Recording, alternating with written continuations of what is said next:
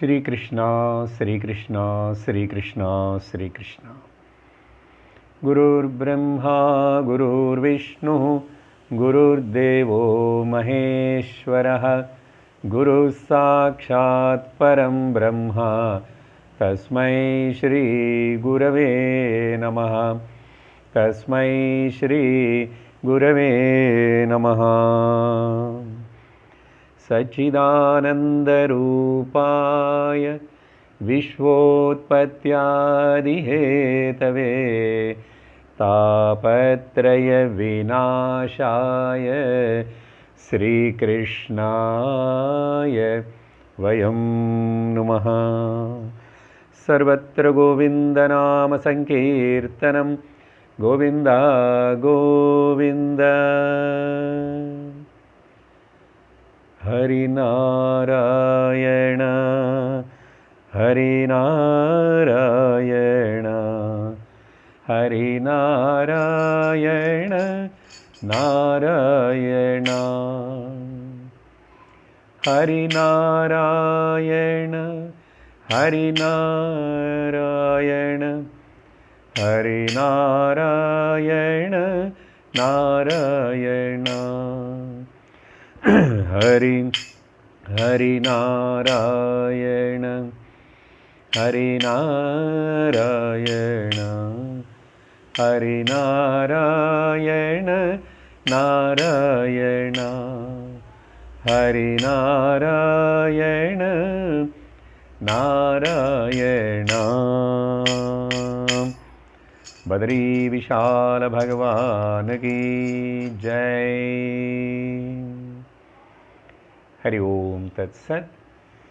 శ్రీమద్భాగవత మహాపురాణం ద్వితీయ స్కందములో గడచిన సత్సంగమునందు మనం శుకమహాముని పరీక్షిత్ మహారాజాకు ఈ భాగవతం యొక్క కథను వినిపిస్తున్నప్పుడు పరీక్షిత్ అడిగిన ప్రశ్నలకు ఆ శుకమహాముని సమాధానం చెబుతూ, నీవు ఎట్లాగైతే ఇలా అనేక ప్రశ్నలు వేశావో భగవంతుడి గురించి, ఈ సృష్టి గురించి, ఇలాగే ప్రశ్నలను వచ్చి నారదుడు వారు ఆయన యొక్క తండ్రి అయిన బ్రహ్మదేవుడిని కూడా ఒక కాలంలో అడిగాడు. అప్పుడు ఆ నారదుడికి బ్రహ్మదేవుడు సమాధానం చెప్తున్నప్పుడు బ్రహ్మదేవుడు తన యొక్క పుట్టుకను గురించి చెప్పి, తాను పుట్టిన వెంటనే తనకు అయోమయంగా ఏమీ తెలియకుండా ఎవరూ కనపడకుండా ఉండటం వలన, తనకు ఏమి చేయాలని జ్ఞాపకం రాకపోవటం వలన తాను చింతిస్తున్నప్పుడు భగవంతుడి యొక్క మాటలు ఆకాశంలో నుంచి వినిపించినాయి. తపము చెయ్యి అని చెప్పి, అప్పుడు నేను ఆ ఆజ్ఞకు ప్రకారముగా అనుగుణముగా నేను 1000 దైవ సంవత్సరములు, దివ్య సంవత్సరములను నేను తపస్సు చేశాను. 1000 సెలెస్టియల్ ఇయర్స్ అంటారు. అంటే అర్థం, దేవతలకు ఏవి 1000 సంవత్సరములో, మనుషులైనటువంటి మన లెక్కలో చూస్తే అవి 3,60,000 సంవత్సరాలు బ్రహ్మదేవుడు తపస్సు చేశాడటండి. నమ్మలేము కదా, నమ్మటం కష్టం, మన బుద్ధికి బుర్రకు అందదు. కానీ తపస్సు చేశాడు, ఇది సత్యము. అట్లా తపస్సు చేసినటువంటి ఆ బ్రహ్మదేవుడికి అన్ని సంవత్సరముల తర్వాత అతి అద్భుతమైనటువంటి భగవానుడు వైకుంఠ నాథుడు ఆయనకు దర్శనమిచ్చాడు. ఆ ఆదినారాయణుడు, ఆదినారాయణ సత్యనారాయణ, అటువంటి దివ్య దర్శనం, భగవంతుడు యొక్క అత్యద్భుతమైనటువంటి దివ్యమంగళ రూపమును చూసి బ్రహ్మదేవుడు కన్నులు ఆనంద కన్నీరు రాగా రోమములన్నీ శరీరం మీద గగురు పొడిచి తాను ప్రార్థిస్తూ చేతులు కట్టుకొని ఆ భగవంతుడిని అట్లాగే చూస్తున్నాడు. వైకుంఠనాథుడు అత్యద్భుతమైనటువంటి రూపదర్శనం. ఆదినారాయణ సత్యనారాయణ జయ హరి నారాయణ జయ జయ వైకుంఠవాస నారాయణ భక్త నివాస నారాయణ వైకుంఠవాస నారాయణ భక్త నివాస నారాయణ నారాయణ జయ నారాయణ నారాయణ జయ నారాయణ నారాయణ జయ నారాయణ నారాయణ జయ నారాయణ ఆదినారాయణ సత్యనారాయణ జయ హరి నారాయణ. బదరీ విశాల భగవానుకి జై. బ్రహ్మదేవుడు ఆ వైకుంఠనాథుడిని దర్శించాడు అంటే అర్థమేమిటి? తన హృదయంలో ఆ దివ్య రూపమును భావించాడు, అనుభూతి పొందాడు.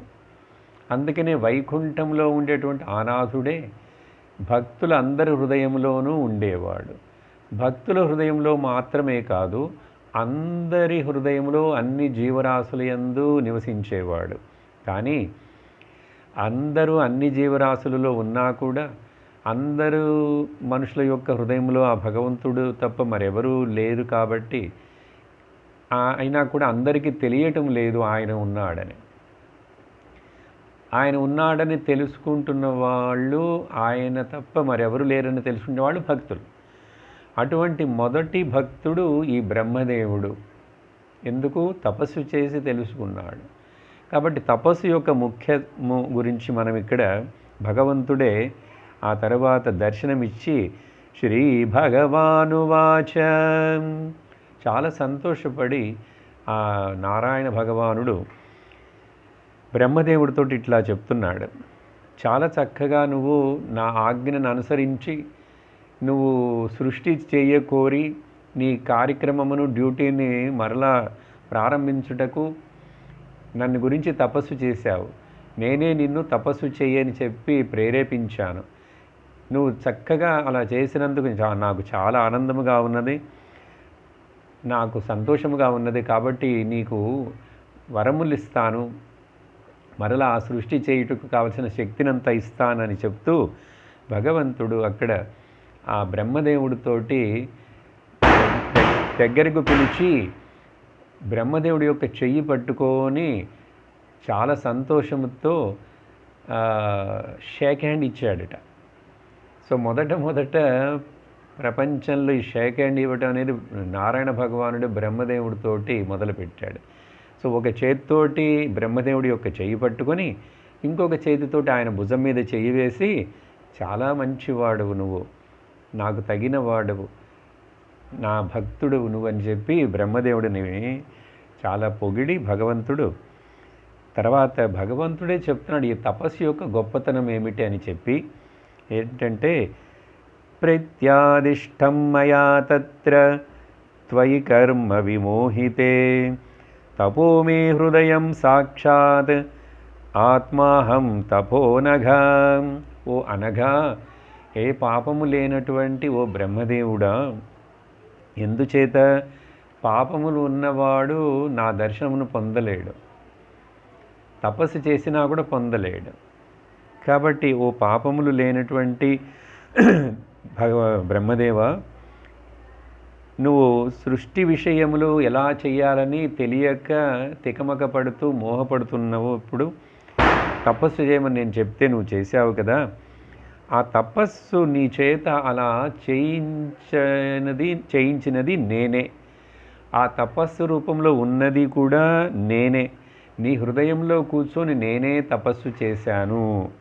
అంటే అర్థం ఏమిటంటే నా స్వరూపమే తపస్సు, తపస్సు రూపంలోనే నేను ఉన్నాను, నువ్వు చేశావనేది కాదు, నేనే నీ లోపల ఉండి తపస్సు చేశాను అని చెప్తూ మరలా ఇంకొక శ్లోకంలోనండి, నేనే నా సృష్టి మొత్తమును, నా ఈ జగత్ నిర్మాణ కార్యమును మొత్తము కూడా నేను ఈ తపస్సు మూలముగానే చేస్తానని చెప్పి, సృజామి తపసైవేదం గ్రసామి తపసా పునః బిభర్మి తపసా విశ్వం వీర్యం మే దుశ్చరం తపః.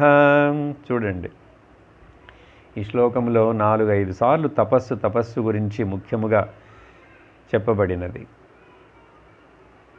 ఈ జగత్తును నేను సృష్టిస్తున్నాను అంటే నా తపశ్శక్తి మూలముగానే నేను సృష్టిస్తున్నాను.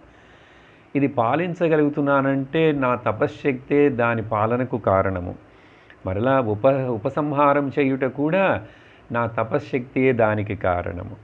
కాబట్టి అన్నిటికీ కూడా నా కఠోరమైన తపస్సు. చూడండి, దుశ్చరం తపః అంటే అర్థం ఏమిటి తెలుస్తున్నదండి. భగవంతుడే తపస్సును గురించి ఇంతగా చెప్తున్నాడంటే, బ్రహ్మదేవుడి చేత కూడా తపస్సు చేయించాడంటే, ఇక రాబోయే ఈ భాగవతంలో భక్తులందరూ తపస్సు చేసేవాళ్ళేనండి. చూడబోతున్నాం ఇంక మీద కథలు చాలా. ప్రజాపతులు కానీ, భక్తులు కానీ, స్త్రీలు కానీ, గోపికలు కానీ, అందరూ బాలురు ఎవరైనా సరే, ధ్రువుడు చిన్నపిల్లవాడు కానీ, ప్రహ్లాదుడు కానీ, అందరూ కూడా తపస్సు చేసి, అప్పుడే అట్లా అంటే మనస్సుని భగవంతుడి వైపు తిప్పి నిలిపి అలా చింతించిన వాళ్ళకు మాత్రమే ఆ భగవతత్వము, భగవంతుడి అనుగ్రహము తెలుపబడుతున్నది, అనుగ్రహము ఇవ్వబడుతున్నది అని చెప్పిన తర్వాత బ్రహ్మదేవుడు పోయిన సత్సంగమునందే చెప్పాము, తాను కోరుకున్నాడు భగవంతుడి దగ్గర నుంచి, నువ్వు చెప్పినట్లుగానే నా కర్తవ్యమును సృష్టిని నేను అంతా మొదలుపెట్టి చేస్తాను, కానీ చెయ్యుటకు ముందే నీ దగ్గర ప్రార్థిస్తున్నాను, కార్యమును ప్రారంభించుటకు ముందే నాలో కర్తృత్వ భావం రాకూడదు. కారణం ఏమిటంటే, నేను ఇక్కడ ఉండుటకు నా యొక్క అస్తిత్వమునకు కారణము నువ్వు. నేను ఎలా వచ్చానో, ఎందుకు వచ్చాను అనేది నాకు తెలియదు. నువ్వు రప్పించావు, నువ్వు నా యొక్క పని ఏమిటని కూడా తెలియజేస్తున్నావు. కాబట్టి చేస్తున్నవాడివి నువ్వే, చేయిస్తున్నవాడివి నువ్వే. కాబట్టి నాకు ఇట్లా కర్తృత్వ అభిమానం, అహంకారము రాకూడదు. ఇటువంటి పెద్ద జగత్తుని సృష్టి చేసేటువంటి కార్యం చూడండి, అప్పుడు ఎంత పెద్ద అహంకారం వచ్చి కూర్చున్నదంటే నేను అజ్ఞానిని అయిపోతాను. కాబట్టి ఓ భగవంతుడా, నన్ను కరుణించి నాకు అటువంటి కర్తృత్వ అభిమానం రాకుండా చెయ్యి అని అడిగితే భగవంతుడు శ్రీమన్నారాయణుడు తథాస్తు, అలాగే జరుగుగాక, కానీ నేను నీ యొక్క సృష్టి కార్యక్రమం మొదలుపెట్టుటకు ముందు నేను నీకు జ్ఞానమును బోధిస్తాను, నా యొక్క స్వరూప జ్ఞానమును నీకు బోధిస్తాను. 4 మాటలు చెప్పి 4 శ్లోకములలో, అదేనండి మనం ఈరోజు చూడబోతున్నాము చతుశ్లోకి భాగవతము. భగవంతుడు సాక్షాత్ శ్రీమన్నారాయణుడు తన యొక్క మొదటి కొడుకైనటువంటి, తన యొక్క మొదటి అంశమైనటువంటి ఆ బ్రహ్మదేవుడకు తన యొక్క స్వరూపమును, భగవతత్వమును, ఆత్మజ్ఞానమును, బ్రహ్మజ్ఞానమును, ఉపనిషత్తులన్నీ చెప్పేటువంటి సారాంశం చివరికి వేదములన్నిటి యొక్క లక్ష్యం ఏమిటో ఆ లక్ష్యము 4 శ్లోకంలో ఇక్కడ భగవంతుడు చక్కగా బ్రహ్మదేవుడికి ఉపదేశం చేస్తూ, ఇది నువ్వు గుర్తుపెట్టుకొని ఈ జ్ఞానమును నీ బుద్ధి యందు ఉంచుకొని నువ్వు సృష్టి చెయ్యి. నీకు ఏ కారణము చేత ఏ కాలములో కూడా ఎంత విధముగా కూడా నీకు అజ్ఞానం ఏర్పడదు, అహంకారము ఏర్పడదు అని చెప్పి భగవంతుడు చెప్పి తర్వాత శ్రీ భగవానువాచ, భగవంతుడు ఉపదేశం చేయటం మొదలు పెడుతున్నాడు. చూడండి, సృష్టి మొదట ఎందే కల్పము ప్రారంభమునందే భగవంతుడి యొక్క ఉపదేశము. కాబట్టి ఈ భగవంతుడి యొక్క ఉపదేశమును భక్తుడంటే ఎవరండి? బ్రహ్మదేవుడిలాగా ఉండాలి. బ్రహ్మదేవుడు తపస్సు చెయ్యి అని చెప్పితే వెంటనే తపస్సు చేశాడు.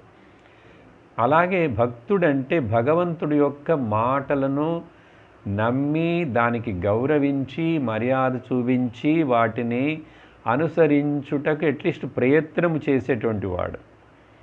ప్రయత్నము చేయటం మనం మొదలు పెడితే ఆ భగవంతుడే మనకు దానిని సాధించుటకు అనుసరించుటకు కావలసినటువంటి శక్తి సామర్థ్యములు అన్నిటినీ మనకు సమకూరుస్తాడు. ఇలా నమ్మితేనే చాలండి, మనము ఆ జ్ఞానమును పొందుతాము. నమ్మితేనే చాలు. అందుకని ఇది భక్తుడంటే ఈ అర్థమును జ్ఞాపకం పెట్టుకోండి. భక్తుడంటే మనం ఏదో భక్తిని చేసి నేను భక్తుడని చెప్పుకుంటే కాదు. భక్తుడైనటువంటి వాడు భగవంతుడు చెప్పిన మాటలను వినాలి. ఎంతమంది వింటున్నారు ఈ లోకంలో? భగవంతుడి రూపమును చూడటానికి భగవంతుడిని ఆరాధిస్తున్నామని చెప్పి గుళ్ళకి వెళతాము, వేరే వేరే అన్నీ చేస్తాము, టికెట్లు కొని అభిషేకాలు చేస్తాము అన్నీ. కానీ భగవంతుడు చెప్పిన మాటలు ఎప్పుడైనా విన్నామా? ఇప్పుడు భగవంతుడు తన యొక్క సృష్టి ప్రారంభమునందే ఉపదేశం. అంతకుముందే ఆయన వేదస్వరూపుడుగా ఉన్నాడు, వేదముల రూపములో ఉన్నాడు. కానీ ఆ వేదములను మరలా రివైవల్ చేయటం, వాటిని మరలా వినిపించటం ఆ భగవంతుడే సాక్షాత్తుగా చేస్తుంటాడు. కాబట్టి ఇక్కడ భాగవతమునందు ఆ భగవంతుడు ఉపదేశం చేయుట మొదలుపెట్టాడు. కాబట్టి మనం అత్యంత శ్రద్ధతోటి భక్తితోటి ఆ భగవంతుడు చెప్పే మాటలను వినాలి. జ్ఞానం పరమగుహ్యం మే యద్విజ్ఞాన సమన్వితం సరహస్యం తదంగంచ గృహాణ గదిదం మయా. ఓ బ్రహ్మదేవ, నీకు నేను అత్యంతమైన రహస్యమును, అత్యంత రహస్యమైనది, భక్తితో కూడి ఉన్నది, అనుభవముతో కూడా జతకూడి ఉన్నది, అంటే థియరిటికల్గాను ప్రాక్టికల్గాను నీకు అర్థమయ్యేట్లుగా నా యొక్క జ్ఞానమును, నా యొక్క జ్ఞానం అంటే ఏమిటి? నా స్వరూపమును. జ్ఞానము వేరే లేదండి, భగవంతుడి స్వరూపం వేరే లేదండి. అందుకనే భగవంతుడిని జ్ఞానస్వరూపుడు అని పిలుస్తాం. అందుకనే దక్షిణామూర్తి అంటున్నాం. దక్షిణ అంటే అర్థమండి జ్ఞానం. దక్షిణ అంటే దక్షిణ దిక్కును చూస్తూ ముఖమును పెట్టుకుని కూర్చున్నవాడని మనము మామూలుగా అర్థం చేసుకుంటేదండి. కానీ ఇక్కడ దక్షిణ అంటే దక్షిణ అండ్ అమూర్తి, ఆ పదమును చక్కగా విడదీసి చూస్తే అది దక్షిణ అమూర్తి, దక్షిణామూర్తి అంటే ఏంటి? రూపము లేనటువంటి వాడు, జ్ఞానమే స్వరూపముగా ఉన్నటువంటి వాడు అని అర్థం కదా. కాబట్టి అటువంటి నా జ్ఞానమును, దానిని పొందే సాధనమును కూడా నీకు ఉపదేశిస్తున్నాను, నువ్వు దానిని స్వీకరించి చక్కగా విను అని చెప్పి సరహస్యం తదంగంచ. నిజముగా చెప్పాలంటేనండి, చతుశ్లోకి 4 శ్లోకములు కూడా లేదండి. భాగవతం యాక్చువల్గా భగవంతుడు చెప్పేది ఏకశ్లోకి భాగవతం అని చెప్పాలి. ఆ 3 ఒక శ్లోకంలోనే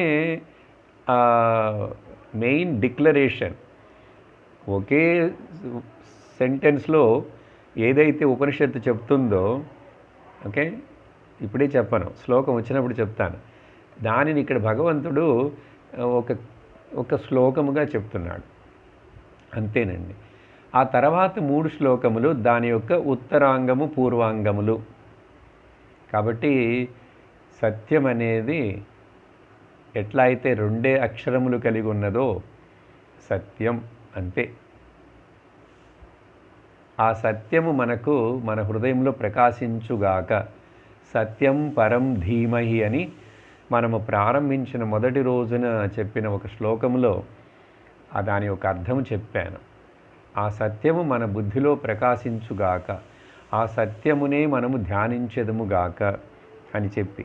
కాబట్టి ఒకే శ్లోకం అండి భాగవతం. సో చతుశ్లోకి భాగవతం అని ప్రసిద్ధముగా చెప్పబడుతుంది లోకంలో. ఆ తర్వాత శ్లోకం అండి,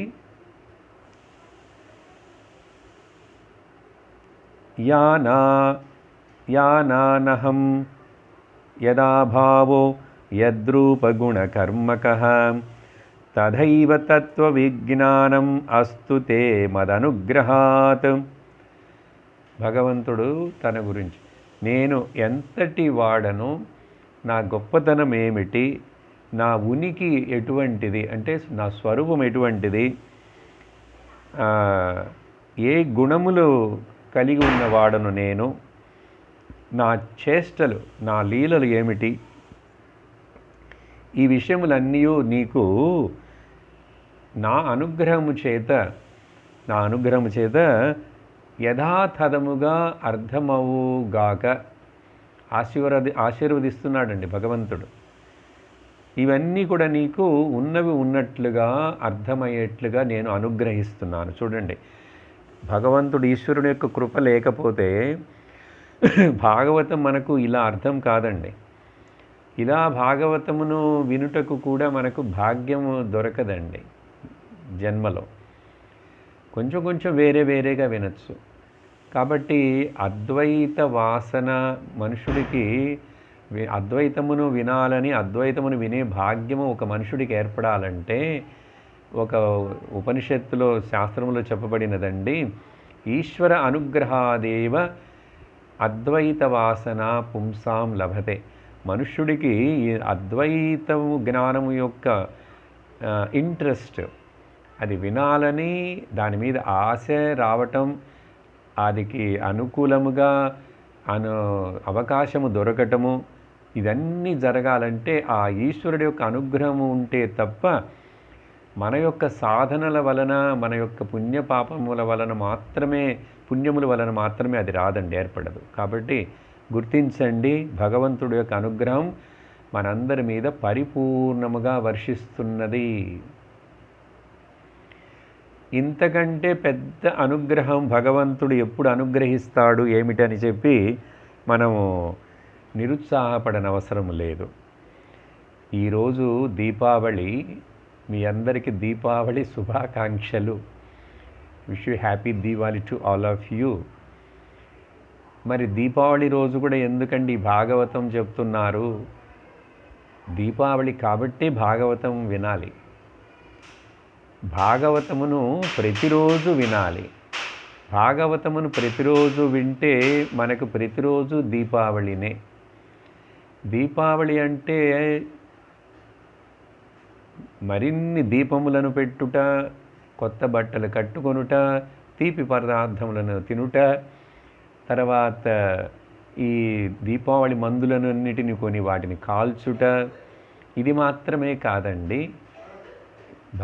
మన హృదయంలో, అందరి హృదయంలో ప్రకాశిస్తున్నటువంటి ఆ స్వయం జ్యోతి, ఆత్మజ్యోతి, మనందరం ఆత్మస్వరూపంలో ఎప్పుడూ ప్రకాశించేటువంటి ఆనంద స్వరూపులం అని చెప్పి మనల్ని తెలుసుకోమని చెప్పి ఈ దీపావళి పండుగ మనకు గుర్తు చేస్తున్నదండి.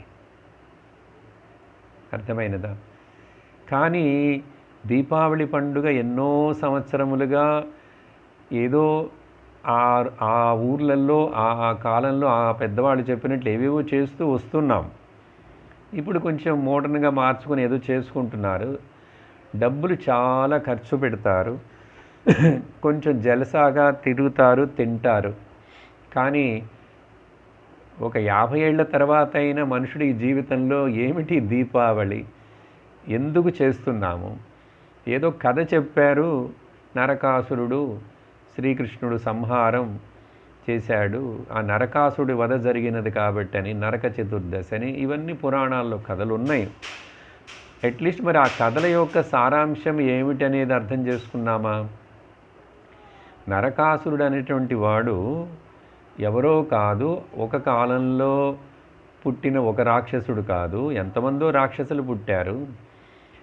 మనందరి హృదయంలో అహంకారం అనే భావన, ఇప్పుడేగా బ్రహ్మదేవుడు అడిగాడు అహంకారం నాకు రాకూడదా అని.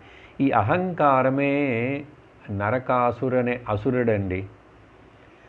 అహంకారము అసురుడు నరకాసురుడు ఉండుట వలనే మనందరికీ ఆ దివ్యమైనటువంటి ఆత్మస్వరూపము, మన యొక్క చైతన్య స్వరూపం మనకు తెలియకుండా ఈ అహంకారం అనే అసురుడు అడ్డుపడుతున్నాడండి. కాబట్టి ఆ అసురుడనే అహంకారం అనే అసురుడిని, నరకాసురుడిని సంహారము చేసి మన హృదయంలో నుంచి తొలగించుకోవాలి. ఎలా తొలగించుకోవాలి? క్రాకర్స్ని బరెస్ట్ చేసినందువలన తొలగిపోతుందా? లేక ఏదైనా పూజ పునస్కారములు చేసి యజ్ఞయాగములు చేస్తే తొలగిపోతుందా అంటే అహంకారం అలా తొలగేది కాదండి. ఒక ఉదాహరణ చెప్తున్నాను చూడండి. ఏమిటంటే ఒక చోట, ఒక గుహలో, లేకపోతే ఒక ఇంట్లోనే ఒక గదిలో, ఆ గదిని ఎక్కడ కూడా లోపలికి వెలుతురు రాకుండా బాగా అన్నీ మూసేసి పెట్టున్నారండి. చాలా సంవత్సరాలు మూసేసి పెట్టేసింది. గుహని తీసుకోండి, లేకపోతే ఉదాహరణకి గుహలో, ఆ గుహ ఎప్పుడు ఏర్పడిందో ఎన్నో వేల సంవత్సరాల నుంచి కూడా ఆ గుహ లోపల చీకటి చీకటి చీకటి. ఇప్పుడు అక్కడికి 10 మంది వెళ్ళారండి. వెళ్ళి ఒక్కొక్కళ్ళు వీళ్ళందరూ ఈ చీకటిని అంతా ఎట్లా పోగొట్టాలి ఇక్కడ నుంచి అని చెప్పి ఆలోచిస్తున్నారండి. ఆలోచిస్తుంటే దాంట్లో ఒకళ్ళు ఒక్కొక్క ఉపాయాన్ని చెప్తున్నారు. చీకటి పోవాలంటే ఒకడు చెప్తున్నాడు, చీపురు తీసుకురా, బకెట్ తీసుకురా, ఈ చీకటిని మొత్తాన్ని అట్లా చిమ్మేసి బకెట్లో తీసుకొని బయట పారేసి వద్దాం అన్నాడండి. మరొకటి చెప్తున్నాడండి, కాదు కాదు ఇక్కడ కూర్చొని భజన చేద్దాం, భజన చేస్తుంటే భగవంతుడు నామం చెప్తే చీకటి పోతుంది అంటాడు. ఇంకొకడు అంటాడు, కాదు కాదు కళ్ళు మూసుకొని ధ్యానం చేస్తే చీకటి పోతుంది అన్నాడు. మరొకడు అంటాడు, లేదు లేదు మనందరం తీర్థయాత్రలు వెళ్ళొద్దాము, చీకటి పోతుంది అన్నాడు. మరొకడు చెప్తున్నాడండి, యజ్ఞం యాగములు చేద్దాము, బయటికి వెళ్ళి అక్కడ యజ్ఞ యాగములు చేస్తే ఇక్కడ చీకటి పోతుంది అన్నాడు. ఇట్లా అందరూ రకరకాలుగా చెప్తారు. లేదు నదుల్లో స్నానాలు చేసి వస్తే చీకటి పోతుందని. చెప్పండి మీరు ఇప్పుడు, ఇంతమంది ఇన్ని రకాలుగా చెప్తున్నాడు. ఒకడంటాడు యోగా చేస్తే తలగిందులుగా నిలబడితే చాలు చీకటి పోతుంది అన్నాడు. ఆలోచించి చెప్పండి. అప్పుడు ఒక జ్ఞాని వచ్చాడు అక్కడికి. జ్ఞాని, భగవంతుడే జ్ఞాని రూపంలో వస్తాడండి, గురువు రూపంలో వచ్చి, బాబు ఇవన్నీ ఇన్ని చేయిస్తే చీకటి పోదు, ఇక్కడ మీరు ఆ దీపమును వెలిగించాలి, వెలుతురుని ఇక్కడ పుట్టిస్తే చీకటి తానంతట అదే పరిగెత్తి వెళ్ళిపోతుంది, పారిపోతుంది. కాబట్టి ఇప్పుడు చీకటి పోవాలంటే వెలుతురు రావాలి. అలాగే మన హృదయములో ఉన్నటువంటి అజ్ఞానము, అహంకారము పోవాలంటే, అజ్ఞానము పోవాలంటే జ్ఞానము రావాలి. మరి ఏది చేసినా కూడా ఈ అజ్ఞానము పోదండి. జ్ఞానము మూలముగానే అజ్ఞానము తొలగించబడును. దీనికి ఆత్మబోధ అనే పుస్తకంలో భగవాన్ శంకరాచార్యుల వారు చక్కటి ఉదాహరణ ఇస్తారు. వంట చేయుటకు పాకస్య వహ్నివత్, వంట చేయాలంటే అన్నీ తెచ్చిపెట్టామండి, అన్నీ కాయగూరలు కట్ చేసాము, అన్నీ రెడీ చేసాము, పాత్రలు వచ్చినాయి, అన్నీ వచ్చినాయి, పొయ్యి వచ్చింది, అన్నీ ఉన్నాయి, కట్టెలు ఉన్నాయి, కానీ అగ్గి పెట్టలేదనుకోండి, అగ్నిని వహ్ని అగ్ని లేకుండా వంట చేయగలమా? అలాగే పాకస్య వహ్నివత్ జ్ఞానం వినా అజ్ఞానం నశ్యతి. జ్ఞానము అనేది రాకుండా అజ్ఞానం అనేది పోదు. వెలుతురు అనేటువంటిది ప్రకాశము రాకుండా చీకటి తొలగదు. అప్పుడు మరి జ్ఞానము కోసం ప్రయత్నం చేయాలి కదా, చేస్తున్నామా? దీపావళిని జరుపుకుంటున్నాం, కానీ మన హృదయంలో చీకటిగా ఉన్నదా, వెలుతురుగా ఉన్నదా? హృదయంలో చీకటిగా ఉన్నది అంటే అర్థం ఏమిటంటే మనస్సులో రాగములు, ద్వేషములు, క్రోధము, లోభము, మోహము, మదము, మాత్సర్యమనే ఇన్ని తలలు పెట్టుకొని ఉన్నటువంటి ఆ నరకాసురుడనే రాక్షసుడు, అహంకారుడు తల విహరిస్తూ సంచరిస్తూ వీర విహారం చేస్తున్నాడు. మనల్ని మనమే అడగాలి, మన హృదయంలో ఆ నరకాసురుడు యొక్క అంశములు ఏమైనా ఉన్నాయా? 1, 2 ఉన్నా కూడా చాలండి. ఇన్ని తలలు చెప్పామే. కామము, క్రోధం, లోభం, మోహం, మదం, మాత్సర్యం ఇవన్నీ శత్రువులే. గమనించామా? అవి లేకుండా అయినాయా? కొంచెం కొంచెమైనా ఒక్కొక్క సంవత్సరం జీవితము ఆయుష్ అయిపోతున్న పెద్దవాళ్ళు అవుతున్నా మన హృదయంలోంచి ఇవన్నీ తొలగిపోయినాయా లేవంటే అవి వాటంతటా అవి అట్లా తొలగిపోవండి. శరీరము క్షీణిస్తున్నాను సరే, శరీరమునకు శక్తి తగ్గుతున్నాను సరే, ఈ మనస్సుకు సంబంధించినటువంటి అసురులు, అసుర సంపత్తి, ఈ కామక్రోధములు అంత తేలికగా పోవండి. పుట్టుకతో వచ్చిన బుద్ధి చావు పుటకలతోనే పోవన్నట్లు ఈ సామెత కరెక్టే. అందుకని ప్రయత్నం చేయాలి. ప్రయత్నం ఏమి చేసాం మనం? ఇప్పుడు చేస్తున్నాం. ఈ భాగవతమును వింటే, భగవంతుడు చెప్పే విషయములు వింటే, భగవద్గీత వింటే, ఉపనిషత్తులు వింటూ ఉంటే, వివేక చూడామణి అది తమిళంలో మాట్లాడుతున్నాను అనుకోండి. సో ఏంటి సార్ చతుశ్లోకి భాగవతం అని చెప్పి దీపావళిలోకి వెళ్ళిపోయారని అనకండి. ఈ చతుశ్లోకి భాగవతము భగవంతుడి యొక్క ఉపదేశమునకు, శాస్త్రం యొక్క సందేశములకు, మన పండుగలలో ఉన్నటువంటి అంతర్గతమైనటువంటి పర్పస్, దాని యొక్క ముఖ్యత్వము చాలా సంబంధపడి ఉన్నదండి. మనకి ఇలా పండుగల రూపంలో మన జీవితంలో ప్రతిరోజు ఏదో ఒకటి చెప్పి అది చెయ్యి, ఇది చెయ్యి అని మనకు గుర్తు చేస్తున్నారు. కానీ ఇప్పుడు జ్ఞానం విషయమునకు వచ్చినప్పుడండి మనం ప్రశ్నించకూడదు.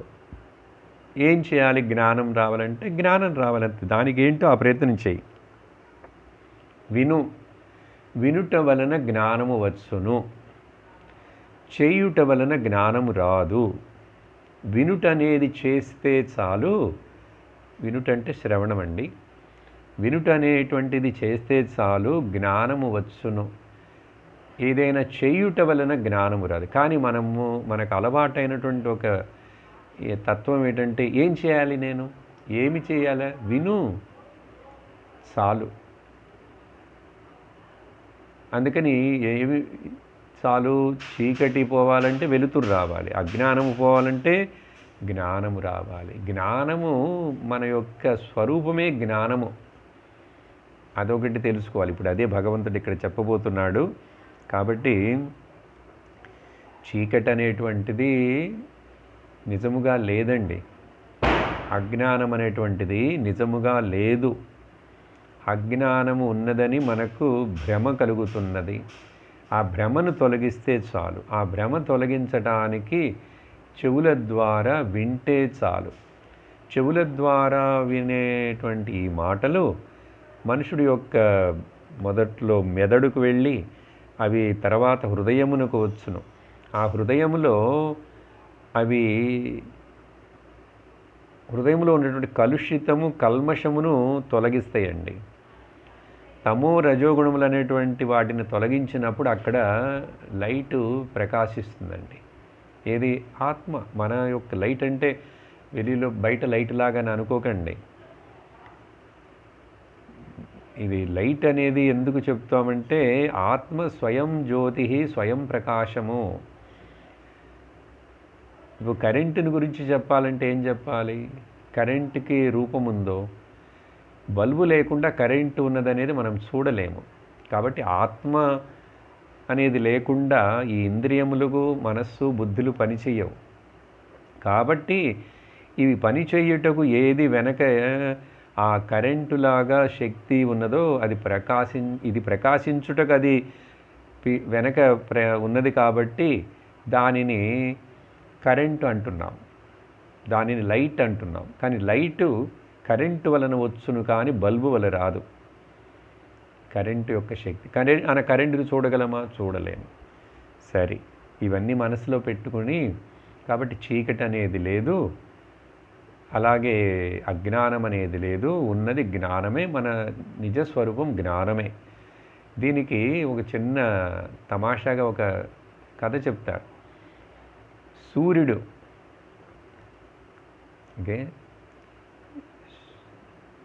సూర్యుడు దగ్గరికి వెళ్ళి చెప్తున్నారు, సూర్యుడి దగ్గర మా ఊర్లో చీకటి వస్తున్నది, సాయంకాలం అయితే 6:30 6:30కు చీకటి వస్తున్నది అని చెప్పి. అంటే చీకటి డార్క్నెస్,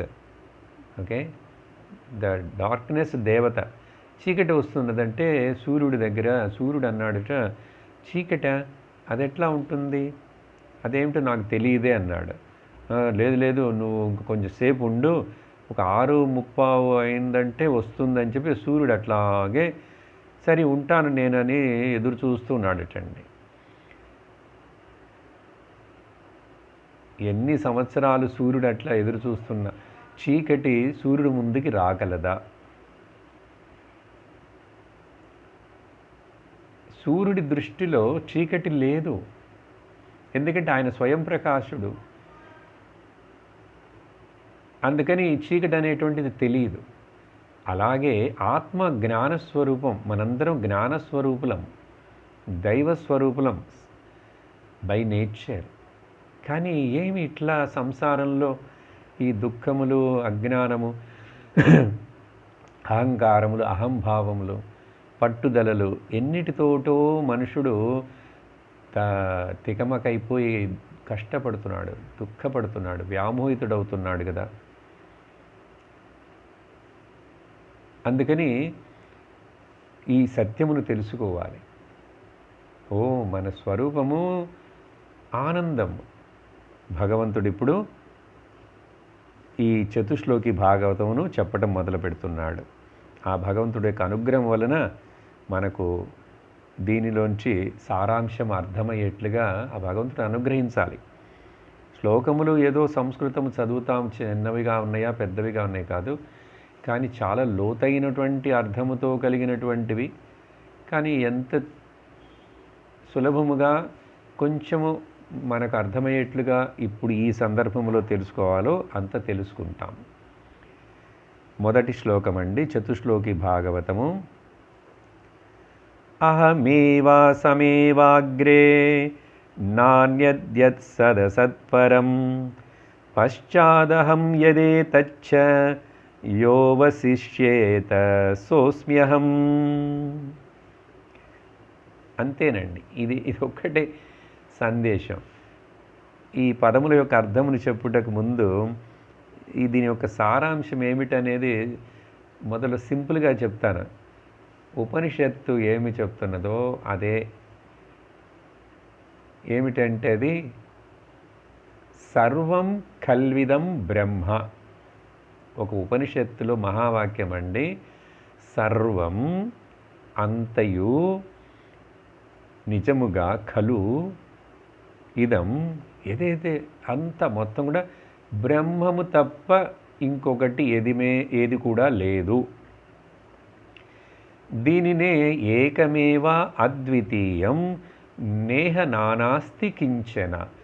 ఒక్కటే వస్తువు తప్ప ఆ ద్వితీయం రెండోది అనేటువంటిది మరొకటి ఇక్కడ ఏమీ కూడా లేదు. కించిత్. కాబట్టి అదేండి సారాంశము. ఏకమేవ, ఇన్ని లేవు, ద్వైతములు లేవు, మల్టిప్లిసిటీ లేదు, ఒక్కటే ఉంది, ఏకమేవ. హే బ్రహ్మదేవా, అగ్రే అగ్రే అన్న ఈ సృష్టి అనేటువంటి నామరూప ప్రపంచము జగత్తు కనిపించుటకు ముందు, ఇప్పుడు నీవు వచ్చావు, నాలో నుంచి నీవు వచ్చావు, నీవు రాకముందు అని అర్థం. ఇప్పుడే ఇకపైనే కదా బ్రహ్మదేవుడు సృష్టి చేస్తాడు.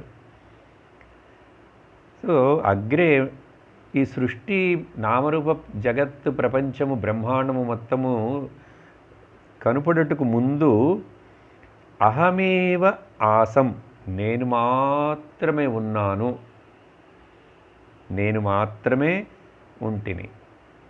తర్వాత అన్యత్,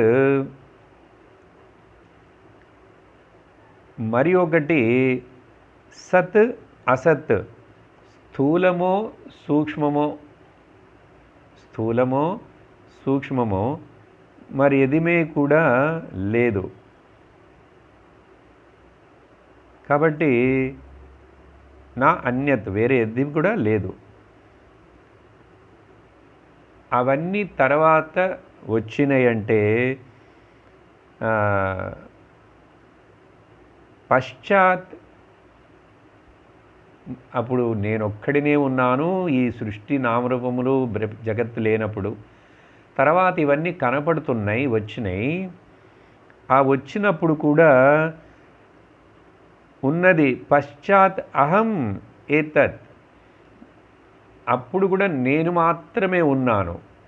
ఇదేమిటండి అన్యాయం అంటే అర్థం, ఆ కనిపిస్తున్నవన్నీ కూడా నేనే, ఆ కనిపిస్తున్నవి వేరు కాదు, నేను వేరు కాదు. కాబట్టి ఇవన్నీ కనిపించకముందు నేను ఉన్నాను, కనిపిస్తున్నప్పుడు వాటిగా నేనే ఉన్నాను. నేను తప్ప అవేవి లేవు, అవి ఉన్నాయంటే నేనే అవిగా కనిపిస్తున్నాను. మరలా ఇవన్నీ కనిపించకుండా పోతాయి చూడు, ప్రళయమని. అవన్నీ కనిపించకుండా పోయినప్పుడు కూడా నేనే ఉన్నాను, నేను మాత్రమే ఉన్నాను. అవశిష్యేత్ అహం, నేను మాత్రమే ఉన్నాను.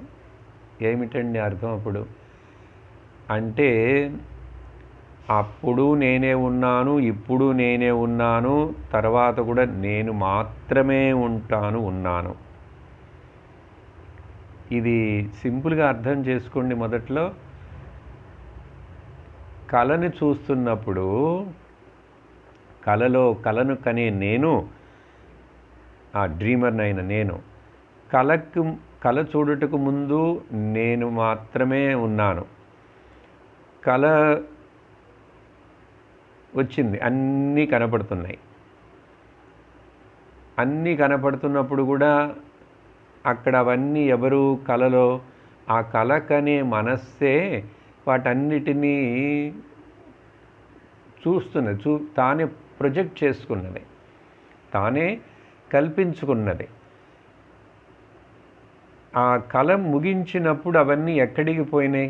కళలో చూసిన అనేక వస్తువులు, మనుషులు, విషయములు అన్నీ కూడా ఎక్కడికి పోయినాయి?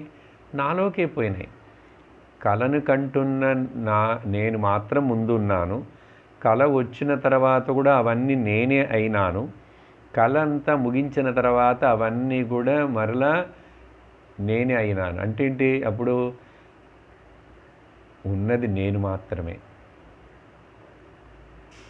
ఉన్నది నేను మాత్రమే. చిన్న ఉదాహరణ ఇది శ్లోకం చూడండి, ఇది ఒక్కటేనండి. ఇది అంటే ఏంటి? భగవంతుడు తప్ప, ఇప్పుడు బ్రహ్మము, ఆత్మ, ఈ మాటలు కొంచెం పక్కన పెట్టుకుందాం, ఎందుకంటే అవన్నీ వేదాంతంలో ఉపయోగించబడే మాటలు.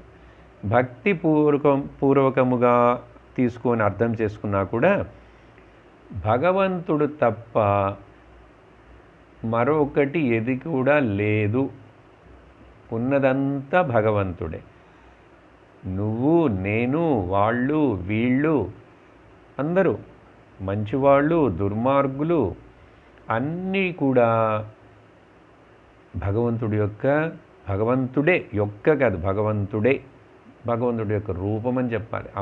భగవంతుడే అట్లా ఉన్నాడు. కాబట్టి ఈ ఒక్క చిన్న సత్యమును తెలుసుకుంటే కూడా చాలు. ఇట్లా అప్పుడు మనకి ఎవరి మీదైనా ద్వేషం వస్తుందా, ఎవరి మీదైనా మనకు అటాచ్మెంట్ ఏర్పడుతుందా, ఎవరినైనా చూస్తే వాళ్ళ మీద మనకు అసూయ కలుగుతుందా? చూడండి, ఇలా ఒక చిన్న భావనని మనకు పూర్తిగా ఇది ఒక జ్ఞానం ఏర్పడినదో లేదో భగవంతుడు చెప్తున్నాడు, తను తప్ప మరొకటి ఏది కూడా లేదు అని. అప్పుడు మరి నేనేమిటి ఇన్ని వ్యత్యాసాలు చూస్తున్నాను, ఇన్ని రకాలైనటువంటి డివిజన్స్ని చూస్తున్నానంటే అది మనస్సు చేస్తున్నటువంటి పని. మనస్సుకి నువ్వు ఇలా చెప్పి బోధించి దాన్ని సరిచేస్తే ఆ మనస్సు తెలుసుకుంటుంది. కాబట్టి అహమేవాసమేవాగ్రే నాణ్యత్ యద్ సత్పరం. అసత్ సత్ అంటే స్థూలమైన సూక్ష్మమైన వాటి అన్నిటికీ కూడా అతీతముగా ఉన్నది నేను మాత్రమే, వేరే పరమం ఏది లేదు. ఆ తర్వాత అవన్నీ వచ్చినప్పుడు కూడా అవన్నీ నేను మాత్రమే ఉన్నాను. అప్పుడు కూడా అవన్నీ కనపడకుండా పోయినప్పుడు కూడా నేనే ఉన్నాను. I was, I am, I will be. అర్థమైందా? సో ఇక్కడంటే దీనికోసమని పాస్ట్, ప్రెజెంట్, ఫ్యూచర్ టెన్స్ కాలమును తీసుకొచ్చాడు అంటే మరి మన బుద్ధికి కాలం గురించి చెప్తేనే కదా అర్థమవుతుంది. కానీ కాలం అనేటువంటిది, దేశం అనేటువంటిది రెండు మైండ్ యొక్క కల్పనలు. అందుకనే చూడండి, కళలో మైండ్ తన యొక్క సొంతమైనటువంటి దేశమును కాలమును, ద స్పేస్ అండ్ టైమ్, ఈ రెండు ఒకేసారి పుడతాయండి. ఎక్కడ మైండ్ బయలుదేరుతుందో అక్కడ ఇవి రెండు వస్తాయి. కానీ యాక్చువల్గా చెప్పాలంటే భగవంతుడి యొక్క సత్స్వరూపమునందు, ఆత్మనందు ఈ దేశకాల వస్తు పరిచ్ఛేదములు లేవండి. ఈరోజు కూడా ఇది వేదాంతం యొక్క సారము కాబట్టి కొంచెం శ్రమముగా ఉంటుంది వినుటకు. వేదాంత పరిచయం ఉన్నవాళ్ళు ఆనందముగా వింటారు, చక్కగా ఉంటుంది. ఆహా, భాగవతంలో కూడా ఆ ఉపనిషత్తుల యొక్క సారాంశమునే చెప్పబడినది. భగవద్గీత ఉపనిషత్సు బ్రహ్మ విద్యాయాం యోగశాస్త్రే శ్రీకృష్ణార్జున సంవాదే. ఇక్కడ ఇదో శ్రీ బ్రహ్మనారద సంవాదం, శుక పరీక్షిత్ సంవాదం, శూత శౌనక సంవాదం. అదే నేను ఇప్పుడు నాకు మీకు మధ్యలో జరిగే ఈ సంవాదం అంతా ఒకటే. అలా చెప్పి భగవంతుడు ఆ తర్వాత, కానీ మనందరికీ సందేహం వస్తుంది కదా, దట్స్ ఓకే అండి, చెప్పాడు ఆయన కూడా అంతా ఉన్నది భగవంతుడు తప్ప ఒకటేనే. మరి అట్లా అంటే వ్యవహారం జరుగుతుందా ఏమిటి? వ్యవహారం లోకంలో పనులు చేసుకోవాలి కదా. భార్య వేరే, భర్త వేరే, తర్వాత తండ్రులు వేరే, అమ్మ వేరే, నా శత్రువులు వేరే, వాళ్ళు నాకు నచ్చిన వాళ్ళు నాకు చాలా ద్రోహం చేసి ఇట్లా చాలా చాట్ల వేర్పాట్లు, సపరేషన్స్ కనపడుతున్నాయి కదా, డివిజన్స్ కనపడుతున్నాయి కదా, డైవర్సిటీ కనపడుతున్నదే అని చెప్పి సందేహం వస్తుంది మనకు. ఈ అనేకము కనపడటం అనేటువంటిది నా యొక్క అంతర్గతమైన మాయాశక్తి ఇలా నన్నుగా చూపించకుండా, సత్తు చిత్తు ఆనందముగా తెలియనీయకుండా, ఈ సత్తు చిత్తు ఆనందమైనటువంటి నా స్వరూపం మీద ఈ మాయ ఏమి చేస్తుందంటే ఒక గుడ్డని కప్పేసినట్లు కప్పి తాను రకరకాలుగా సృష్టించి కనిపించేట్లుగా చేస్తున్నది, కనిపించేట్లుగా, as if they are real. కాబట్టి మాయ అనేటువంటిది ఇట్లా చూపిస్తుందని రెండో శ్లోకంలో ఏం చెప్తున్నారు అప్పుడు? రుతేర్ధం యత్ ప్రతీయేత న ప్రతీయేత చాత్మని తద్విద్యాదాత్మనో మాయాం యదా భాసో యథా తమః. ఉన్నది సత్యం ఒకటే, కానీ రెండు అనేకముగా కనపడుతున్నాయి. దీనికి ఉదాహరణ ఏమిటంటే ఆభాసః యథ, ఉన్నది ఒక చంద్రుడు లేక ఒక సూర్యుడు, కింద భూమి మీద ఆ సూర్యుడు యొక్క ప్రతిబింబమును ఎన్ని బకెట్లలో నీళ్లు ఉంటే, ఎన్ని కుండలలో పాత్రలలో నీళ్లుంటే అన్ని పాత్రలలో అన్ని కుండలలో అన్ని చోట అని చాలామంది సూర్యులు కనిపిస్తారు, చాలామంది చంద్రులు కనిపిస్తారు కదా. చూడండి, మనకు అనుభవంలో ఉన్నటువంటి ఉదాహరణనే చెప్తూ భగవంతుడు ఆభాస యథ, ఎలాగైతే బింబం ప్రతిబింబం, కానీ ప్రతిబింబము సత్యమా? ప్రతిబింబము సత్యము కాదే, బింబము లేకుండా ప్రతిబింబము రాదే. మరొక ఉదాహరణ ఏమిటంటే ఆభాస అంటే రెండు కనపడుతున్నాయి అంటున్నాము కదా, మనకు అనేకం కనపడుతున్నాయి. అనేకం లేవు బాబు, ఒకే ఒక బ్రహ్మదా ఉన్నాడు, దేవుడు ఉన్నాడు, ఒకే ఒక భగవంతుడు. మరి ఇన్ని కనపడుతున్నాయి, అదంతే ఆ మాయ వలన అట్లా కనపడతాయి. ఎట్లా చూడండి, సింపుల్ ఎగ్జాంపుల్, మీరు ఇప్పుడే వెంటనే నేను చెప్తున్నప్పుడు మీరు చేసి చూడొచ్చు. ఒక చేతి, మన యొక్క చేతి యొక్క వ్రేలుని, ఏదో ఒక వ్రేలుని ఇట్లా పెట్టి, నేను ఇట్లా సెంటర్లో పెట్టి ఇంత దూరంలో నా చేతిని ఈ వ్రేలుని మాత్రమే చూస్తుంటే, ఈ వ్రేలుకి వెనక ఉన్నటువంటి కెమెరాలో నా బొమ్మ రెండుగా కనపడుతున్నదండి, నా బొమ్మ రెండుగా కనపడుతుంది. అలాగే ఈ వ్రేలు మీద నా దృష్టి పెట్టకుండా కెమెరాలో ఉన్నటువంటి నా మీద నేను దృష్టి పెడుతున్నప్పుడు ఇక్కడ దగ్గరలో ఉన్నటువంటి ఈ వ్రేలు రెండుగా తెలుస్తున్నదండి. ఇది నాకు మాత్రమే కాదండి, మీరందరూ చేయండి, చేసి చూడండి ఇప్పుడే, వింటున్నప్పుడే. కెమెరాలో నన్ను చూస్తే అన్నారనుకోండి, మీరు ఈ వేలు రెండుగా కనపడుతుంది. అంటే కన్నుకు ముందే కదా ఉంది ఇది కూడా. మరలా కెమెరాలో ఉన్న నన్ను చూడకుండా ఈ వేలును చూడండి, ఫోకస్ చేయండి దీని మీద, ఆ దూరంగా కెమెరాలో ఉన్న నేను రెండుగా కనపడుతున్నాను. ఇది అందరికీ అండి. ఇది కళ్ళజోడు ఉన్నందువలన కాదు, చత్వారం ఉన్నందువలన కాదు. ఏమిటిది? మాయ. సైన్స్ వేరేదో చెప్పనివ్వండి, దాని వేరే విషయం. ఇలా చాలా ఉన్నాయి మనకు. అలాగే ఇది ఎందుకు కలిగింది? భ్రాంతి వలన. ఇది సత్యమా? రెండున్నాయా? లేవు. సో అలాగే అర్ధమృతే, ఉన్నది ఒకటి సత్యము, స్వతంత్రమైనటువంటి సత్ మాత్రమే ఉన్నది.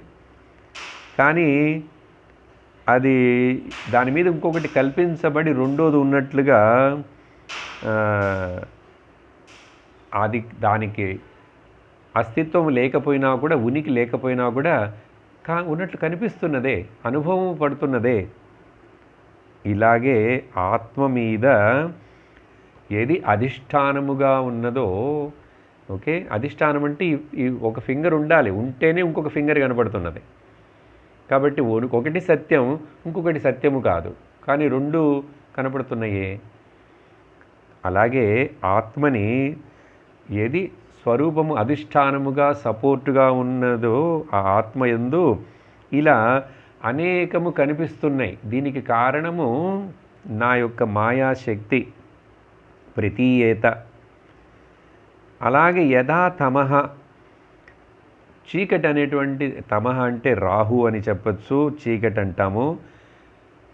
నేను అందుకని ముందే ఆ ఎగ్జాంపుల్ చెప్పాను మీకు. చీకటి అనేటువంటి నిజముగా లేదు, కానీ మధ్యలో ఇది ఇట్లా ఏదో అడ్డం పెడితే రెండు కనపడ్డట్లు ఆ భూమి ఏదో ఇట్లా తిరిగినప్పుడు ఉన్న సూర్యుడిని ఇటువైపు తెలియకుండా చేస్తున్నది. నాకు తెలియనందువలన నేను ఉన్న చోట నాకు చీకటి కనపడుతున్నందువలన సూర్యుడు లేకుండా పోయాడా? పోలేదు కదా. అలాగే ఇక్కడ అనేకముగా కనపడుతున్నా కూడా ఈ అనేకమైనటువంటి వాటన్నిటికీ ఆధారముగా సపోర్టుగా ఉన్నటువంటి ఆ ఒక్క ఆత్మ బ్రహ్మము, అది కనపడకుండా వేరేవేవో కనపడుతున్నాయి అంటే కూడా ఇవి వేరే ఏవేవో కనపడుతున్నందువలన ఆ సత్యమైనటువంటి నిజమైనటువంటి ఆ పరమాత్మ ఆత్మ సపోర్ట్ చేస్తున్నటువంటిది లేకుండా పోతుందా? పోదు. అది ఎక్కడికి పోలేదు, పోవటానికి అవకాశం లేదు కదా. కాబట్టి ఇట్లా ఏమప్పుడు జరుగుతున్నదంటే ఇదే ఆభాస ప్రతీయేత. కాబట్టి ఇట్లా యథార్థ వస్తువుని ఇప్పుడు కంక్లూజన్ ఏమిటంటే ఈ శ్లోకంలో మాయాం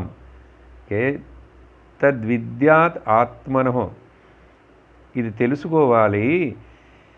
ఉన్నది ఏమిటి అనేది నిజమైనది తెలియనీయకుండా ఏది నిజము కాదో దానిని మనకు తెలియపరుస్తూ దానిని గ్రహించుకునేట్టు చేస్తున్నది ఈ మనస్సుకు వెనక ఉన్నటువంటి మాయ. కాబట్టి మనస్సు అంటేనే మాయ అండి, మాయ అంటేనే మనస్సు అండి. కాబట్టి మనస్సున్నవాడు మనుషుడు. అప్పుడేంటి, మనుష్యుడు కూడా మాయనే. మనుషుడు అంటే ఏమిటి, ఈ మనస్సు పెట్టుకొని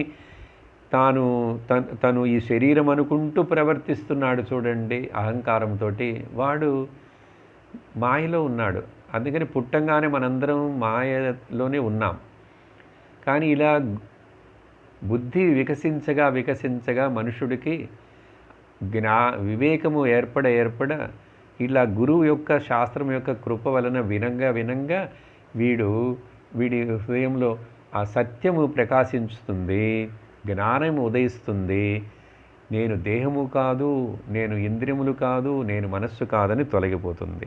కాబట్టి ఇప్పుడు పాయింట్ ఏంటి ఇక్కడ, రెండు. మొదటి శ్లోకంలో అబ్సల్యూట్ ట్రూత్, ಇನ್ನೊಂದು ఉంది రిలేటివ్ ట్రూత్. ఒకటి ఉంది యాక్చువల్ ట్రూత్, ఇంకొకటి ఉంది వర్చువల్. ఇప్పుడు అన్నీ ఈ కరోనా వలన అందరూ ఆన్లైన్లో వర్చువల్ క్లాస్ నిజంగా జరగలేదు, అక్కడెక్కడో ఎవరో మాట్లాడుతుంటే ఇక్కడ కూర్చొని వీళ్ళు వింటున్నారు. సో వర్చువల్ పెళ్ళిళ్ళు కూడా అట్లా జరుగుతున్నాయండి. నాకు ఒక వెడ్డింగ్ ఇన్విటేషన్ వచ్చింది, తెలిసిన వాళ్ళు ఎవరు పెళ్ళి వాళ్ళ ఇంట్లో చేసుకుంటున్నారు. You are all invited for the virtual marriage wedding. ఇప్పుడు కరోనా సమయంలో కూడా పెళ్ళిళ్ళు చేసుకున్నారు చాలామంది. మరి ఎక్కడ ఆగుతారు పాపం, ఎన్ని రోజులు ఇదే పోయేట్లుగా తెలియలేదు, వెంటనే తెలియదు. ఈ దీపావళి మందులు పటాసులు పొగలకి భయపడి కరోనా పరిగెత్తి వెళ్ళిపోతుంది. పోతే తొందరగా మంచిదే. ఉన్నాను, దేవుడి యొక్క ఇష్టం అది ఎన్ని రోజులు ఉండాలి ఏమిటనేది. కాబట్టి భక్తుడికి సాధకుడికి ఇవన్నీ ఒక తపస్సుకి చక్కటి అవకాశం. ఇటువంటి ఈ లాక్డౌన్ కానివ్వండి, ఈ నియమాలు నిష్టలు కానివ్వండి, మాస్క్ కట్టుకోవడం కానివ్వండి, అన్నీ కూడా మంచివే. ఇక్కడ ఎక్కువగా మనస్సు ఇప్పుడు బయటికి వెళ్ళేది, చాలా సమయం అందరికీ చేతిలో ఉంది, పనులు కొంచెం బయట తిరగటాలు తక్కువే.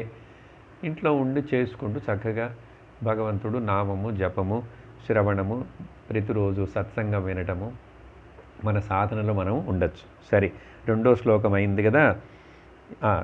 కాబట్టి యాక్చువల్ అండ్ వర్చువల్ అనేది ఒకటి వచ్చి పురుష, ఇంకొకటి ప్రకృతి. వేరే మాటలు, అంతకంటే ఏం లేదు. ఒకటి బ్రహ్మం, ఇంకొకటి వచ్చి జగత్, నామరూప జగత్. అందుకనే ఉపనిషత్తు ఇక్కడ ఈ శ్లోకం రెండుకి కూడా అర్థం చెప్పేటప్పుడు కలిపితే ఇప్పుడు వీటిని ఏమవుతుంది, బ్రహ్మ సత్యం, జగత్ మిథ్య, actual is the real and virtual is unreal. அதனால బ్రహ్మ సత్యం. బ్రహ్మం అంటే ఎవరని మళ్ళీ అడగకూడదు. బ్రహ్మము అన్ని చోట్ల అంతటా వ్యాపించున్నాడు, నువ్వు బ్రహ్మమువే. అదే ఇప్పుడు తెలుసుకోబోయేది మూడో శ్లోకంలో. కాబట్టి సింపుల్గా అర్థమైందా, రెండు శ్లోకాలు ఉన్నది ఒకటే, కానీ అనేకముగా కనపడుతున్నది. అది అజ్ఞానమనే అవిద్య అనే మాయ కారణముగా మనస్సు కల్పించుకుండే విషయాలు. కానీ అదే మనస్సులో బుద్ధిని ఉపయోగించి ఇప్పుడు ఇలా విచారించి చూస్తే ఓ ఉన్నది బ్రహ్మము మాత్రమే. ఆ బ్రహ్మము ఎట్లా ఉన్నది ఏమిటనేది వివరిస్తారు తర్వాత. అది నిత్యం ఏకం, ఏక నిత్య సార సత్య వస్తు అని, శుద్ధ నిత్య బుద్ధముక్త స్వభావం అని, అవన్నీ ఉపనిషత్తులు ఇక్కడ కూడా వస్తాయి. భాగవతంలోని భగవంతుడే చెప్తాడు. ఆ తర్వాత అండి 3వ శ్లోకం, చతుశ్లోకి భాగవతం. యథా మహంతి భూతాని భూతేషుశ్చావచేష్వను ప్రవిష్టాన్యన్య ప్రవిష్టాని తదా తేషు న తేష్వహం. ఇది కూడా కొంచెం కాంప్లికేటెడ్ అయినటువంటి శ్లోకం. ఏమిటంటే సరే, ఆ పంచమహాభూతంగులు మొదట సృష్టించబడినవి. అది అన్ని మన శాస్త్రాలు చెప్పేదే కదా. ఆకాశం సంభూత, ఆకాశాద్వాయు, వాయోరగ్ని, అగ్నేరాప, ఆప పృథివీ, పృథివ్యాం ఓషధయ, ఓషధిభ్యోన్నం, అన్నాత్ పురుష. ఇట్లా ఆ సృష్టి అంతా ఒకటొకటి పంచభూతాలు పుట్టినాయి. యథా మహంతి భూతాని, ఏ విధముగానైతే ఈ పంచమహాభూతములు అని సృష్టి జరిగిన తరువాత ఉచ్చావశేషు, ఆ తర్వాత ఏమైంది, ఇవన్నీ కాంబినేషను ఏర్పడింది. వీటి 5 పంచభూతముల మధ్యలో భేల్పూరిలాగా కాంబినేషన్ ఏర్పడి ఈ భూతేషు అనేక వికారములు, కాంబినేషన్ వలన వికారములు ఏర్పడి, ఆ వికారముల చాలా అనేక రకమైనటువంటి పదార్థములు. ఇప్పుడు మన శరీరం తీసుకుంటే పంచభూతములు యొక్క కాంబినేషనే కదా ఇది. It is assemblage, a modified పంచమహాభూతాస్. పంచమహాభూతం అట్లాగే చూడలేం, కానీ దీంట్లో ఏమి లేవు, అన్నీ ఆ పంచమహాభూతాలే ఇట్లా ఒక bundle of okay fat and bones and blood and ఇవన్నిటితోటి మాంసము, కొవ్వు, ఎముకలు, రక్తము, ఇవన్నిటితోటి కనపడుతున్నది. కానీ ఇవేంటి, పంచమహాభూతములే, వేరే రూపములు కాదు. పంచమహాభూతం లాగా అట్లా కనపడలేదు. చూడండి, ఈ శరీరంలో నీళ్లు ఉన్నాయా లేవా, అగ్ని ఉందా లేదా, ఈ చర్మం ఇట్లా నలుస్తూ ఉంటే దీవాళికి బాగా నూనె పూసుకొని నిలుచుంటారు కదా, సున్నిపిండి పెట్టి, మట్టి వచ్చిందా లేదా, తర్వాత గాలి లోపలికి వెళ్ళి వస్తున్నదా లేదా, లోపల స్పేస్ ఉందా లేదా, ఆకాశం ఉంది. ఆకాశం లేకపోతే పొట్టలో అన్నం ఎట్లా పోయి అక్కడ చేరుతున్నది, అక్కడ స్పేస్ ఉంది. అగ్ని ఉంది, స్పేస్ ఉంది, వాయువు ఉంది, జలం ఉంది, అన్నీ ఉన్నాయి. కానీ దీన్ని చూసి ఇది వేరే, ఇది చాలా అందముగా ఉన్నది, అది ఇదని పంచమహాభూతాంగుల యొక్క bundle of the chemicals component. సరే, ఇవి ఇట్లా కనపడిన తర్వాత ఈ పదార్థములన్నిట్లో ఈ ఆత్మ ఏదో ప్రవేశించినట్లు, ప్రవిష్టాని లేక అప్రవిష్టాని, ప్రవేశించినవని చెప్పలేము, ప్రవేశించలేదని చెప్పలేము. అదే మాదిరిగా అహం, నేను వీటన్నిటి అందు నేనే ప్రవేశించి ఉన్నాను, కానీ వాటిలో దేని అందు కూడా నేను లేను. ఇది చూడండి, ఇది కాంట్రడిక్టరీ శ్లోకం. ఇట్లాంటిది భగవద్గీతలో కూడా ఇప్పుడు 8వ 9వ అధ్యాయంలో కూడా వచ్చినాయి. ఓకే, అవన్నీ నాలో ఉన్నాయి, కానీ నేను వాటిల్లో లేను. నిజముగా చెప్పాలంటే అర్జున, అవి నాలో లేవు, నేను వాటిల్లో లేనన్నాడు. మళ్ళీ ఇది ఇప్పుడు కొంచెం సేపట్లో మీకు చెప్పి ఈ ఆకలయ్యే సమయంలో గంట తర్వాత ఇంకా వినాలంటే మీకు మనస్సు ఇక్కడ నిలవదు. కాబట్టి అంతకంటే ఎక్కువ ఎక్స్టెన్షన్ చేయను. ఇప్పుడు ఈ వేదాంత భావనను సింపుల్గా ఇట్లా అర్థం చేసుకోండి. ఇలాంటిది ఏమిటంటే, ప్రవేశించాను, ప్రవేశించలేదు, ఎట్లా 2 రూపంలో చెప్పిన. ఎందుకంటే ప్రవేశించాలంటే దీనికి మీకు చిన్న ఉదాహరణ చెప్తాను. ఆ రోజు ఎప్పుడైనా చెప్పానో జ్ఞాపకం లేదు. ఇప్పుడు ఈ కుండ తయారైన తర్వాత శరీరం కూడా కుండ లాంటిదాన్ని లాంటిదేగా. ఇప్పుడు దీంట్లో ఆకాశం వచ్చి మొదట కుండ తయారైంది, తర్వాత ఆకాశం బయట ఉన్నదే, ఇది చిన్నగా దీంట్లోకి వెళ్ళి కూర్చున్నది. అట్లా చెప్పగచ్చా? చెప్తామా? కరెక్టా? కరెక్ట్ కాదు. సరే, కుండ పగిలిపోయింది. కుండ పగిలిపోయిన తర్వాత ఈ లోపల ఉన్న ఆకాశము, కుండ పగిలిపోయింది, ఇన్ని రోజులు నేను బంధించి ఇట్లా దీంట్లో కట్టివేయబడినాను కాబట్టి కుండ పగిలింది. ఇప్పుడు నేను చిన్నగా నడిచి వెళ్ళి ఆ ఆకాశంతో కూడా అడిగి పర్మిషన్ తీసుకొని నేను రానా, నీలో కలుసుకోనా అని చెప్పి అడగాల. ఇప్పుడు ఆకాశం దీంట్లో ప్రవేశించిందని చెప్పచ్చు, ప్రవేశించలేదని చెప్పచ్చు. ఎందుకంటే అసలు నిజంగా చెప్పాలంటే ఈ ప్రవేశం అనేటువంటిది జరగనే లేదు. ఎందుకంటే ప్రవేశించాలంటే ఆకాశం ఇక్కడ లేకపోతే కదా ఇక్కడి నుంచి ఇక్కడికి ప్రవేశించాలి. కాబట్టి భగవంతుడు వేటిల్లోనూ ప్రవేశించలేదు, ఓకే, వేటిల్లోనూ ప్రవేశించకుండాను లేదు. అంటే అర్థం ఏమిటి? అది ఎప్పుడూ ఆత్మ అట్లాగా ఉన్నది కాబట్టి ఆత్మలో అన్నీ కనపడుతున్నాయి. ఆత్మలో శరీరము కనపడుతున్నది. నాలో శరీరం ఉంది కానీ శరీరంలో నేను లేనండి. బాగా అర్థం చేసుకోండి. నాలో మనస్సు ఉంది కానీ మనస్సులో నేను లేను. కాబట్టి నేను ముఖ్యం. నేను ఉన్న తర్వాత ఇవన్నీ నాలో కనపడుతున్నాయి, ఒక ఆట ఆడుతున్నాయి. కాబట్టి ఈ విధముగా అర్థం చేసుకున్న తర్వాత చివరికి 4వ శ్లోకము భగవంతుడు ఏం చెప్తున్నాడంటే ముగిస్తున్నాడు ముత్తాయింపు. ఏతావదేవ జిజ్ఞాస్యం తత్త జిజ్ఞాసునాత్మనః అన్వయ వ్యతిరేకాభ్యాం యత్ స్యాత్ సర్వత్ర సర్వదా.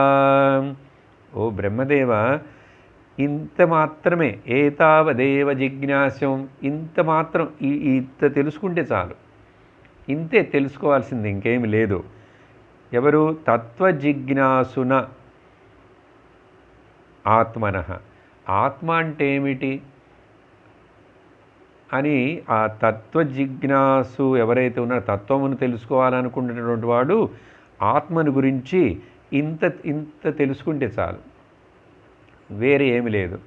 ఇది తెలుసుకోవుటకు శాస్త్రము అనేక ప్రక్రియలను చెప్తుంది, అనేక విధములుగా చెప్తుంది. ఎవరికి ఎట్లా అర్థమైనాను మొత్తంలో తెలుసుకోవాల్సింది ఇదేను.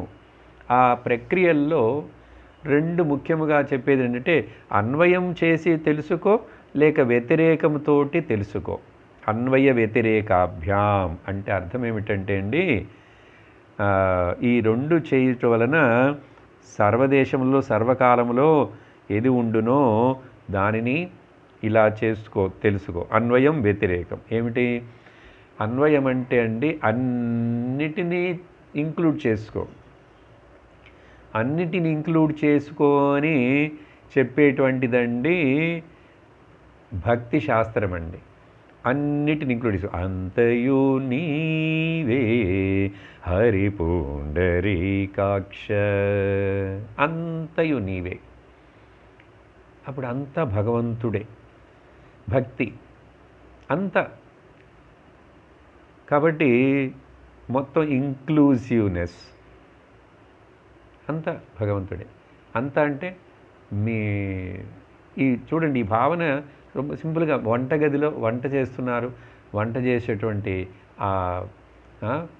కాయగూరలు భగవంతుడే, మిరపకాయ భగవంతుడే, నిన్న బజ్జీలు లడ్లు అన్నీ చేసి పెట్టుంచుంటారు కదా, పకోడీలు, మిక్చర్, అవన్నీ భగవంతుడే.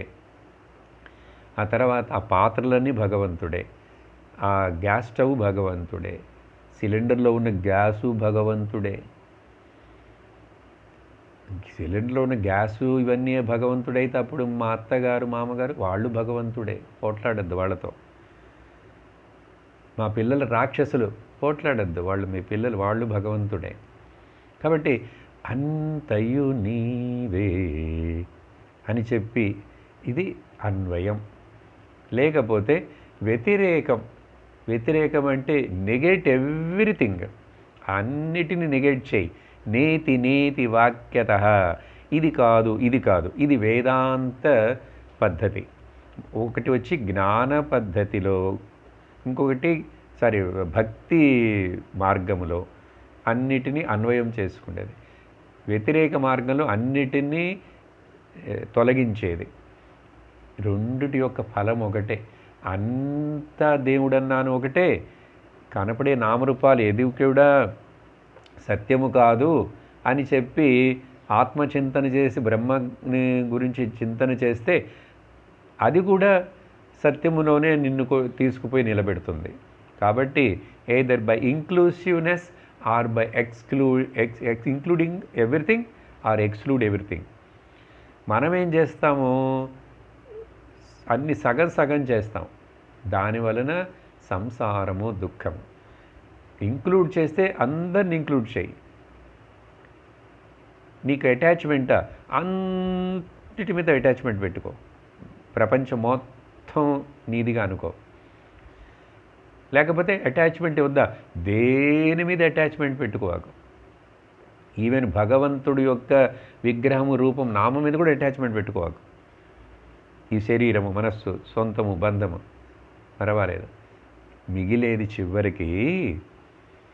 చివరికి మిగిలేది వచ్చి వ్యతిరేకము చేసినాను, అన్వయము చేసినా కూడా సర్వత్ర సర్వదా ఉండేటువంటి ఒకే ఒక బ్రహ్మమని నీకు బాగా తెలివిలో తెలుస్తుంది, బుద్ధిలో అవగాహన అవుతుంది, అపరోక్ష అనుభూతి ఏర్పడుతుంది. కాబట్టి ఇవి మాటలు కాదండి. విని విని ఈ మాటలని మన యొక్క సొంత జ్ఞానముగా చేసుకోవాలి. అలా అయినప్పుడు అపరోక్షమైనటువంటి it is no more a indirect Bhagavatam చెప్పింది, ఆయన ఎవరో చెప్తున్నాడు, ఏదో ఎప్పుడో చెప్పాడుట కృష్ణుడు, భగవంతుడు మాటల మీద నమ్మకం ఉంటే ఈ 4 శ్లోకాలను ఇట్లాగే మనపాఠం చేసుకొని బైహార్ట్ చేసుకొని వాటి యొక్క అర్థమును మనసులో జ్ఞాపకం పెట్టుకొని ఎప్పుడు స్మరిస్తూ ఉంటామో మనకు ఈ సంసారము, దుఃఖము, కుటుంబ బాధ్యతలు, వ్యవహారము ఇవేది కూడా మనల్ని దుఃఖపరచవు. దుఃఖములుగా వస్తూ కనపడుతుంటే కానీ నేను దుఃఖిని అవ్వను. దుఃఖములు రావటం అనేది అందరికీ సహజం. సుఖములు వస్తాయి. సుఖములు వచ్చినప్పుడు విర్రవీగిపోయి సుఖముల కోసమే ఆశపడను. అట్లాగే దుఃఖములు వచ్చినప్పుడు కృంగిపోయి దుఃఖములు రాకూడదు ఎనకని చెప్పి దాని గురించి బాధపడను. అవి వస్తుంటాయి, పోతుంటాయి. ఆగమాపాయునో నిత్యాః తాంతి తిక్షస్వ భారత. భగవంతుడు భగవద్గీత యందు అర్జునుడికి ఇదే ఉపదేశం చేస్తాడు. ఇవన్నీ కూడా వస్తూ పోతూ ఉండేవే, ద్వంద్వములన్నీ వస్తూ పోతుండేవే. కాబట్టి వాటిని గురించి నువ్వు కలత చెందవద్దు, సహింసు అంటున్నాడు. తితిక్షస్వ, జస్ట్ అట్లా ఉదాసీనుడిగా సాక్షిగా ఉండు. అవి వస్తుంటాయి, పోతుంటాయి, వాటికి నీకు సంబంధం లేదు అంటాడు. మనకి ఇప్పుడు అటువంటి జ్ఞాననిష్ట ఏర్పడాలంటే రాబోయేటువంటి అధ్యాయములందు, శ్లోకములందు భగవంతుడు ఈ సుఖమహాముని మూలముగా, ఈ కథల మూలముగా ఈ విషయమేనండి భాగవతం. ఈ ఒక్క మొదటి శ్లోకమే రాబోయే అన్ని స్కందముల యందు ఏది చెప్పినా కూడా చివరికి ఉన్నది ఒక్కటే. ఆ ఒక్కటి ఏమిటనేది తెలుసుకో, అది నువ్వే. ఆ ఒక్కటి నువ్వే. ఆ డిఫరెన్స్ కూడా పరమాత్మ అనేది కూడా పోయి భక్తిలో నుంచి, శుద్ధ భక్తిలో నుంచి, పరాభక్తిలో నుంచి జ్ఞాననిష్టకు వస్తాం. అలా రావుటకే మనకి భాగవతం చక్కగా ఉపయోగపడుతుంది, ఉపయోగపడాలి. కాబట్టి మరొకసారి అందరికీ దీపావళి శుభాకాంక్షలు తెలిపి ఈరోజు మనం ఈ సత్సంగమును ముగిస్తున్నాము. ఓమానందం ఓమానందం ఓమానందం సచ్చిదానందం ఓమానందం బ్రహ్మానందం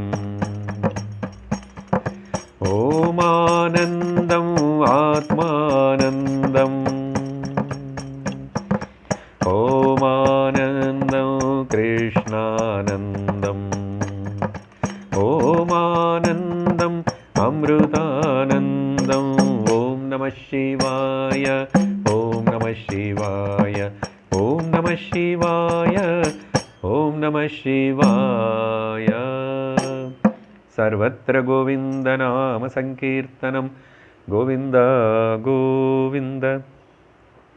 ॐ लोकाः समस्ताः सुखिनो भवन्तु लोकाः समस्ताः सुखिनो भवन्तु लोकाः समस्ताः सुखिनो भवन्तु। ॐ शान्ति शान्ति शान्तिः। हरिः ॐ श्री गुरुभ्यो नमः। हरिः ॐ हरि ओम तत्सत्।